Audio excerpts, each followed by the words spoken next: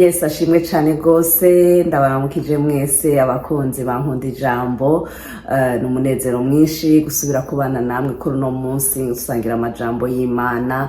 Imana ihezagire mwebwe mwese muriko murafashwa n'izinyigisho, ihezagire mwebwe mwese mu nsengera, mwebwe mwese mu nyakura mu nyandikira. Imana ibaha umugisha kandi ibandanye ibagenderera, ibandanye ibagira neza uko muyiteze. Imana ishimwe cyane. Uno munsi ni umunsi wa kabiri wa mbere utangura ukwezi. Nkuko bigenda ku munsi wa kabiri wa mbere utangura ukwezi, ndavuga urufatiro rw'izi nyigisho, ndavuga aho izi nyigisho zavuye n'amajambo Imana yampaye ari mu gitabo ca Yosuwa igice ca mbere umurongo w'8, aho ijambo ry'Imana rivuga ngo ibiri muri iki gitabo c'ivyagezwe ngo bigumize ku mutima wawe no mu kanwa kawe, ngo ubirimbure ko ijoro n'umurango, ngo niho ibyawe bizogenda neza. Imana ishimwe cyane.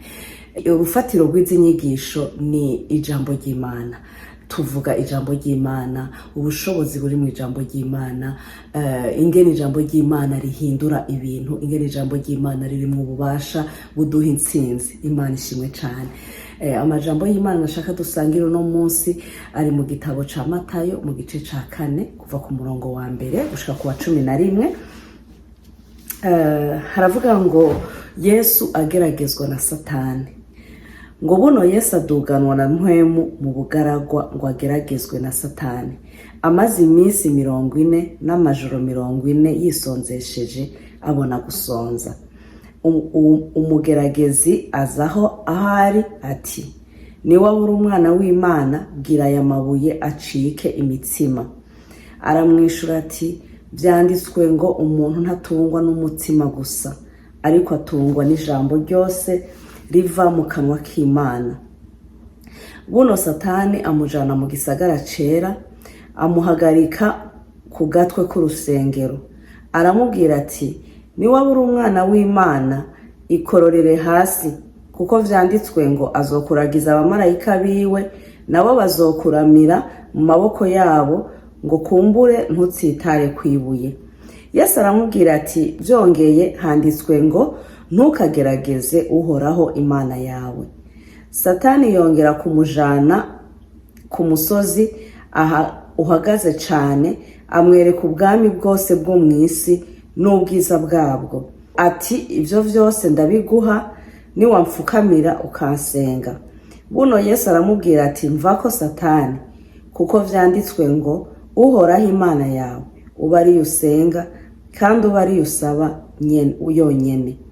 Maze Satani aramureka kandi abamarayika baza baramukorera. Imana ishimwe cyane. Uyu yari Yesu yarahejeje kubatizwa, acagenda mu bugaragwa kugeragezwa na Satani. Ariko ijambo ry'Imana ritangura rivuga ngo aduganwa na mpwemu mu bugaragwa kugeragezwa na Satani. Ntabwo ari Satani yamuduganye mu bugaragwa, ni mpwemu yamuduganye mu bugaragwa ngo kugeragezwa na Satani. Ibi byumvikana ko Imana yari yaretse ko ageragezwa na Satani. Nta kigeragezo na kimwe kituba ko Imana itakiretse, nta kintu na kimwe gishobora kudushika ko Imana itakiretse. Irakireka kugira ngo irabe ingene tugaragaza ubukuru bwayo muri ico kigeragezo. Irakireka kugira ngo irabe ingene tuvuga ko ari Imana ishoboye, tuvuga ko ari Imana ihambaye, tuvuga ko ari Imana irengeye ivyo vyose biriko biratugerageza. Imana ishimwe cyane. Rero aduganwa na mpwemu mu bugaragwa kugira ageragezwe na Satani. Haleluya. Hanyuma ijambo ry'Imana ryatubwiye ingene ngo yabanje kumara iminsi 40 n'amajoro 40 yisonzesheje atajya, ariko arasenga. Imana ishimwe. Yariko arasenga, ariko arongerwa ubushobozi, ariko arongerwa izindi nkomezi zo kumaramaza, zo kwamamaza ubushobozi bw'Imana. Imana ishimwe cyane gose. Hanyuma iyo minsi iheze n'ayo majoro aca arasonza. Ijambo ry'Imana ritubwiye ngo arasonza, ryashatse kutwereka ko Yesu igihe yari ngaha mw'isi yari yambaye umubiri nk'uyu wacu. Yari afise umubiri usonza, yari afise umubiri wifuza, ushaka kurya, ukenera ibintu nk'uko tumerewe na twebwe, nk'uko tubayeho. Yari mu mubiri kugira ngo Imana itwereke ko nawe nyene yambaye umubiri kugira ngo tubone yuko ashobora kugeragezwa nk'uko natwe tugeragezwa. Imana ishimwe cyane. Hanyuma ngo carasonza iyo misi 40 nayo majoro 40 biheze acarasonza.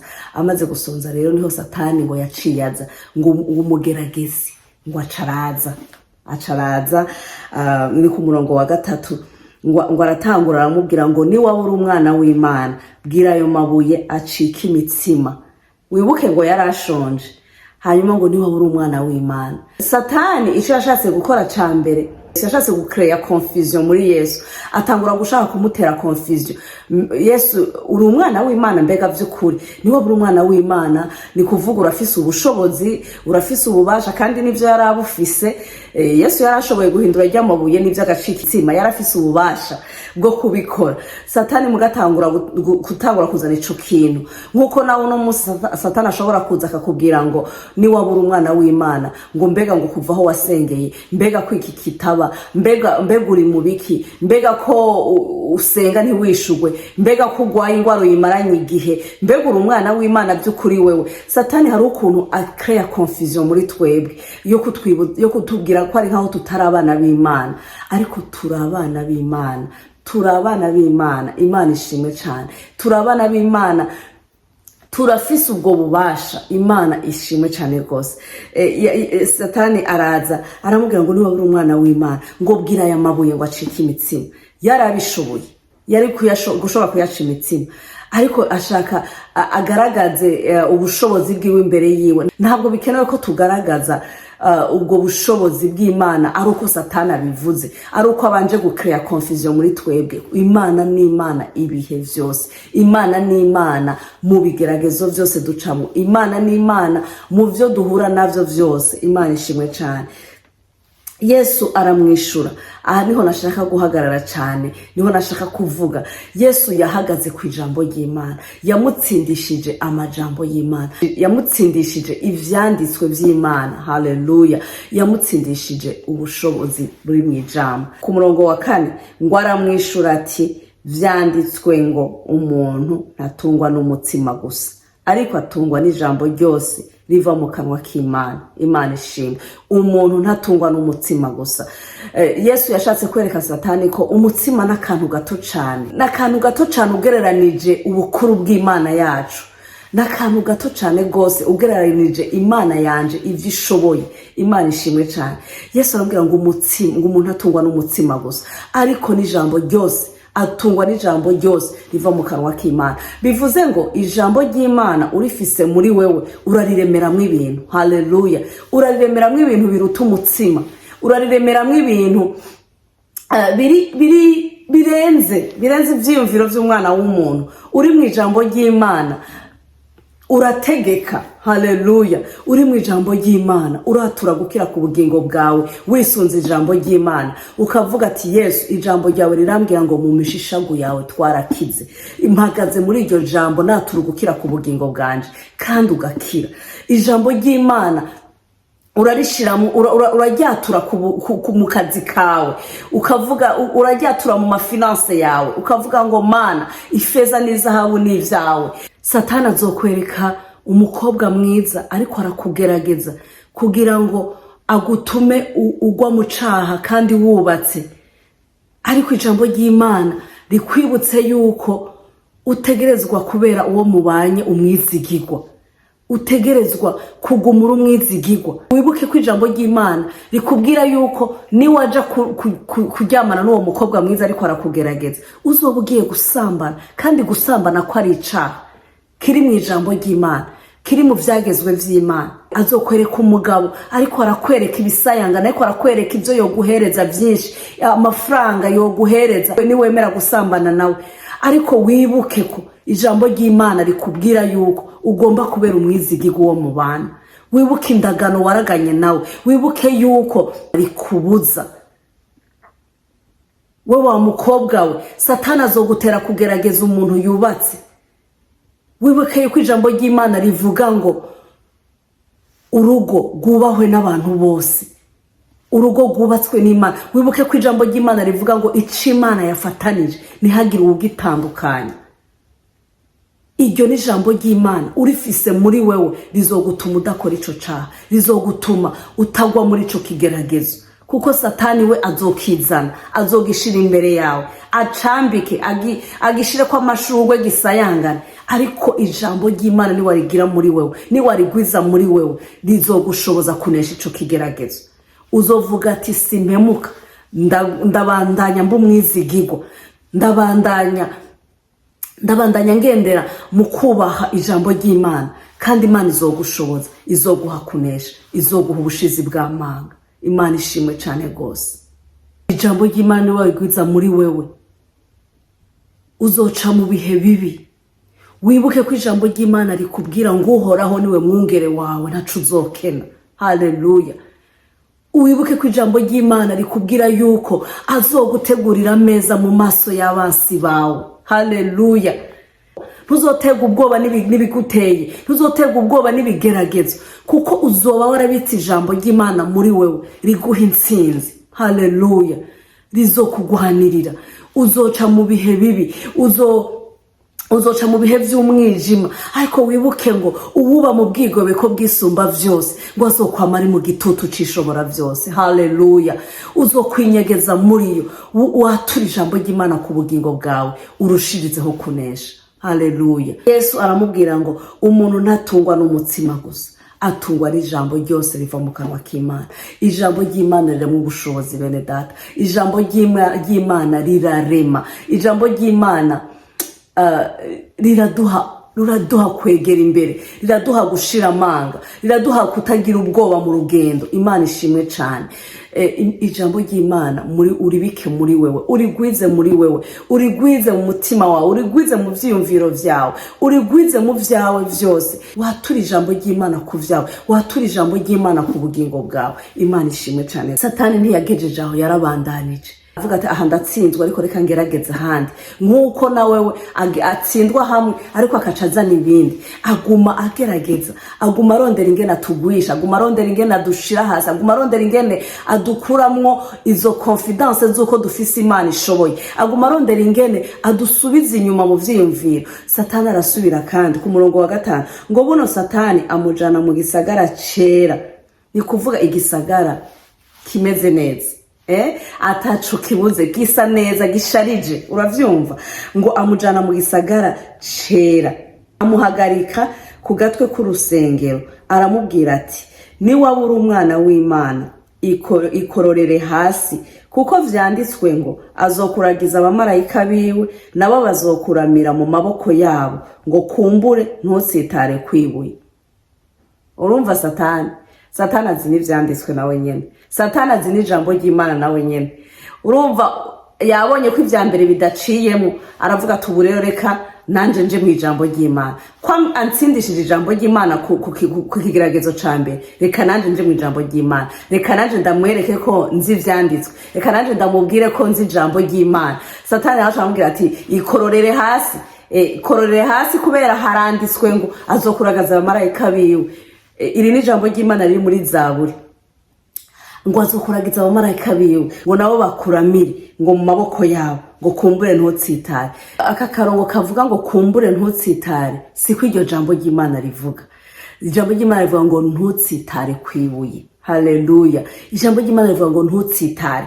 Ariko Satani ntazi ijambo ry'Imana neza, arashaka kubereka yuko hariho ibintu azi nawe, hariho ivyo nawe ivyanditswe nawe azi, ariko ntabizi neza. Ngo kumbure ntutsitare, oya ntabwo ari kumbure, ariko ijambo rivuga ngo ntutsitare kwibuye. Imana ishimwe cyane.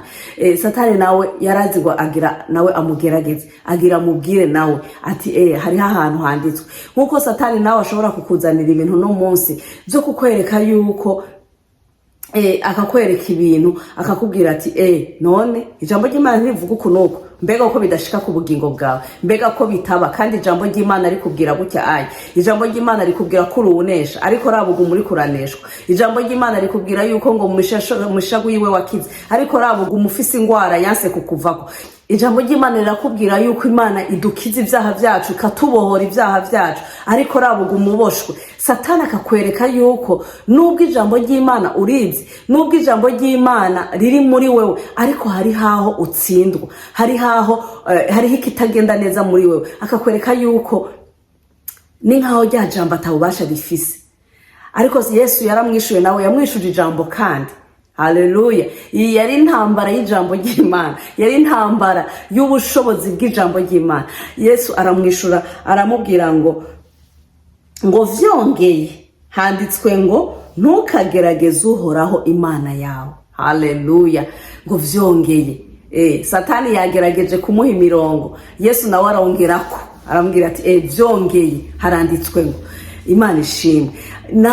Nawe nimba Satani ariko arakubwira amajambo, ariko arakwereka amasezerano Imana yagusezeraniye ariko yanse gushika, nimba Satani ariko arakwereka ibitameze neza muri wewe, nimba ariko arakwereka bya bindi byakunaniye guheba kandi ubishaka, mubwire ngo nduwunesha, ndushirizaho kunesha, fisi inkomezi. Imana yanje irakomeye, Imana yanje irafise ububasha bwo kunkiza, Imana yanje irafise ububasha bwo kumbohora, Imana yanje irafise ububasha bwo kumpindurira amateka. Mubwire nawe ko Imana yacu ishoboye. Mwibutse abo yakijije, mwibutse ububasha bwayo tubona mu ijambo ryayo, mwibutse abo yagendereye, mwibutse ba Sawuli, mwibutse umubwire ingene ivyo yakoze muri ba Sawuli, mwibutse umubwire ko Imana yacu ikomeye. Haleluya. Ko Imana yacu ihambaye.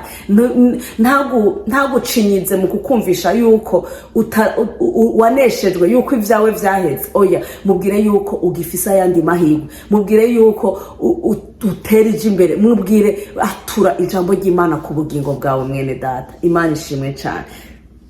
Ku murongo w'8, Satani ntiyagejeje aho, yarabandanije aramugerageza. Arasubira amubwira ngo Satani yongera kumujana ku musozi uhagaze cyane. Ubu ho amujanye ku yindi level iri hejuru, ngo ku musozi uhagaze cyane, amwereka ubwami bwose bwo mwisi n'ubwiza bwabwo. Amwereka ubwami bwose bwo mwisi n'ubwiza bwabwo, ati ivyo vyose ndabiguha ni wamfukamira ukansenga. Ngo yongera kumujana ku musozi uhagaze cyane, ngo amwereka ngo biri mwisi vyose, ngo n'ubwiza bwavyo, ngo amubwira ngo ndabiguha vyose, ngo ni wafuka mukansenga.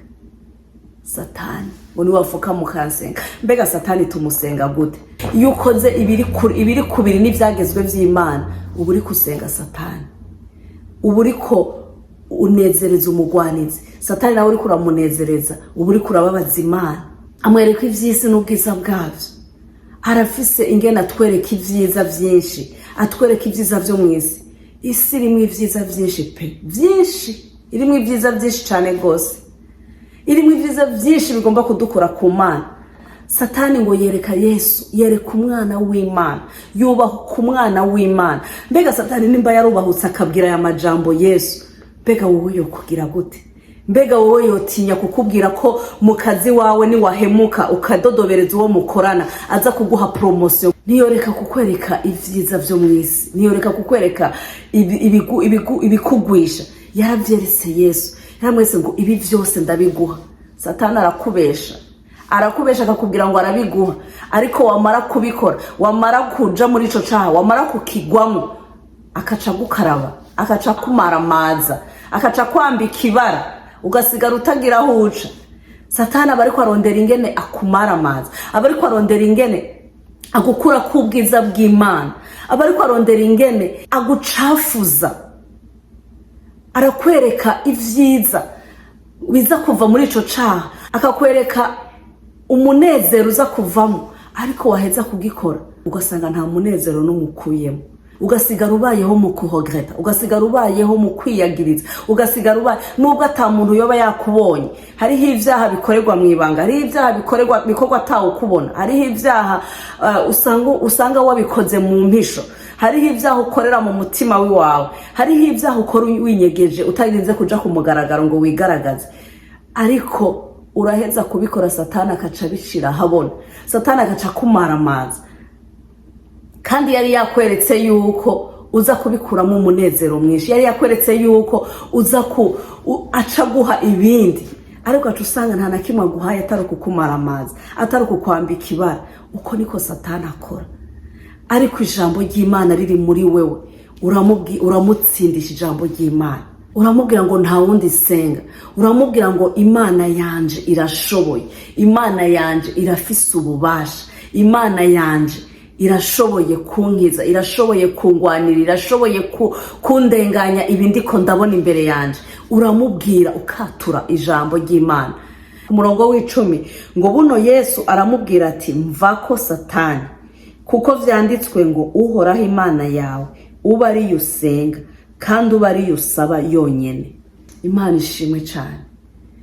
Aya yari amajambo Mose ariko arabwira Abisirayeli mu bugaragwa abakuye muri Egiputa. Niyo majambo ariko arababwira ko batoreka Imana yabo, Imana yabakuye muri Egiputa, Imana yabarengananye ibintu bikomeye, yabacishije mu kiyaga gitukura, yabahaye amazi mu bugaragwa banyotewe, yabahaye manu. Mose ariko arabibutsa ivyo Imana yagiye bakorera. Arababwira ati ntimuzokwigere musenga izindi mana, ntimuzokwigere muheba Imana yabakoreye biriya vyose, arabidondaguye. Ntimuzokwigere mwibagira aho Imana yabakuye. Imana ishimwe. Arabwira ngo muzosenga Imana yanyu yonyene, aba ariyo yonyene musenga, aba ariyo yonyene mufukamira. Imana ishimwe. Yesu aya niyo majambo yatsindishije Satani. Nawe yamubwiye ijambo, yamutsindishije ijambo ry'Imana. Aramubwira ngo vyanditswe ngo Imana yawe, Imana yacu, Imana yo mwijuru aba ariyo usenga, aba ariyo ufukamira yonyene. Haleluya. Imana ishimwe cyane. Ku murongo wa 11 haravuga ngo maze Satani aramureka kandi abamarayika baraza baramukorera. Imana ishimwe. Satani aramureka kubera yari yabonye ko yatsinzwe muri vyose. Yari yabonye ko ivyo yagerageje vyose atana kimwe cakunze. Yari yabonye ko yaneshejwe. Imana ishimwe. Satani aramureka ngo abamarayika baca baraza baramukorera. Ni kuvuga abamarayika baca baraza baramuhaza, baramumaramo yanzara, barongera baramuha ubundi bushobozi, barongera baramwuzuza, barongera baramwekipa. Haleluya. Atura ijambo ry'Imana ku bugingo bwawe mwene data, atura ubushobozi bw'Imana ku bugingo bwawe, atura ko Imana ishoboye. Haleluya. Bamwe ijambo ry'Imana risome, ibike muri wewe, rigwize muri wewe, kubera rizokuneshe, niryo rizogushoboza kunesha igihe kibi. Iyo igihe kibi kikujeko, niryo rizogushoboza gutsinda, niryo rizogushoboza kubandanya urugendo. Imana ishimwe. Niryo rizogushoboza kuguma wambikwa inkomezi, niryo rizogushoboza kuguma uhagaze ushize amanga. Haleluya. Imana ishimwe. Imana igushoboze mwene data, igushoboze kuba mu ijambo ry'Imana. Narigeze kubaho igihe kinini ijambo ry'Imana ari igitabo kinduhisha cyane. Naragisoma nkumva ubwo nyene nciye mfatwa n'itiro, naragisoma nkaca numva donc ibindi bintu canjamwo bisamaza, kubera Satani ntakeneye ko tubika ijambo ry'Imana muri twebwe. Nakeneye ko turigwiza muri twebwe, kuko arazi ko ari ryo tumunesheje, arazi ko ari ryo dukura mu intsinzi, arazi ko ari ryo tugwanisha tukanesha. Imana ishimwe. Satani arazi yuko ahariho hari ubushobozi, arazi ko ariho hari intsinzi. Iyo wamaze kugwana ukanesha, ukamutsindisha ijambo ry'Imana, abamarayika bayo ngo baraza bakagukorera. Haleluya. Mu gitabo ca Luka mu gice ca 4 havuga ngo warangije ivyo mugerageresha vyose, ngo amara igihe amuretse. Kuvuga yararindiriye kandi kajyo gusura kumutera, kubera Yesu yarakiri mu mubiri, yarakisigaje urugendo, ntiyari bwanashike kuri mission nyayo yamuzanye yo kudupfira ku musaraba. Satani yarindiriye ngo ikindi gihe, yamaze igihe amurindiriye, yarindiriye ko aronka kandi kajyo, kandi yarakaronse. Ku musozi Getsemani Yesu ariko arasenga agira aje kubambwa ku musaraba, cari ikintu kiremereye cyane. Yariko arabona uwo mubabaro imbere yiwe, ariko arasenga, wasengana umubabaro mwinshi n'agahinda. Aho hose Satani yariko aramugerageza, ariko aramwereka uracafise kubivamwo, uracafise kubiheba, ariko aranka. Yesu arabandanya gushika ku musaraba. Yesu bamufashe baramukubise baramuvuma mu maso bamwambika urugori rw'amaho baramukorera ibintu bitagira uko bingana. Hajya hose karakaje Satani yararonse ko gusubira kumutera gusubira kumucumita, ariko aho hose Yesu yagumye anesha, yagumye agwana, yagumye ahagaze mu ijambo ry'Imana, yagumye mucamuzanya. Imana ishimwe cyane gose. Satani uzomunesha ijambo no munsi, ariko azoguma gutega kandi kajyo, azoguma afise ibindi bintu ashira ku nzira yawe kuko ntahagarika, aguma afise ibindi. Uraba ingene yagerageje Yesu inshuro 3 zose amugerageza, kimwe kivamo Yesu amunesha, azana ikindi, Yesu amunesha, azana ikindi, ntahagarika. Muri Luka bavuga ngo amurindira amara igihe amuretse, Satani ashaka kumara igihe akuretse, mu nyuma kacaza akawukubita bombe ya yindi sindamusiga, akaza akagukubita ikintu, akagukubita igicumu mu mutima, ca kindi uvuga ati iki nyene baza ko ari canyuma, naco ukakigwana ukakinesha, ariko mu nyuma akagaruka kandi akagukubita ikindi. Kuko ukiri mu mubiri Satani azokwama ariko aragutera, ukiri mu mubiri Satani azokwama ariko arakugwanya. Ucambaye uyu mubiri Satani azokwama afise ibyo akugerageresha, ntazokwigera ahagarika, azokwama ariko arakugwanya. Ariko ugwiza ijambo ry'Imana muri wewe mwene data, ugwiza ijambo ry'Imana. Yesu yamuneshesheje ijambo ry'Imana, yamuneshesheje ubushobozi bwo mu ijambo ry'Imana. Nuko mwene data, uno munsi kwari kugutera intege, kwari gusubira kukwibutsa ubushobozi bwo mu ijambo ry'Imana, kwari gusubira kukwibutsa kuba mu ijambo ry'Imana, kurigwiza muri wewe kugira ngo rizoguhe intsinzi ibihe bibi bikujeko. Kubera ibihe bibi aha mwisi tuzokwama duhura navyo, tuzokwama tubibona, ariko nitwagira ijambo ry'Imana muri twebwe tuzokwama tunesha. Imana ishimwe cyane gose. Ndongeye kubifuriza indwi nziza, tuzosura ku munsi wa kabiri w'indwi nziza Imana ibishatse. Mwarahezagiwe. Shalom shalom. We are a chosen generation.